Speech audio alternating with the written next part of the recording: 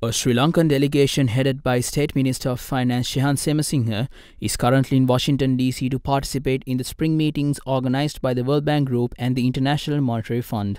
On the sidelines of the spring meetings, the Sri Lankan delegation held a meeting with the Deputy Managing Director of the IMF, Kenji Okamura. During the discussion, Okamura, who commended the Sri Lankan authorities on strong program implementation and reform progress, emphasized the need to preserve the hard-earned gains Sri Lanka has made since the beginning of the IMF program and continue strong ownership.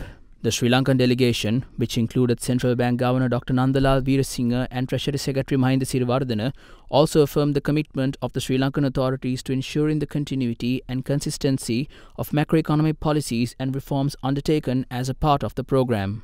Meanwhile, the Sri Lankan delegation also met with IMF Executive Director for Sri Lanka, Professor Krishnamurthy Subramaniam, and discussed the progress of debt restructuring as well as the next step towards the finalization of the second review of the IMF program following the staff-level agreement.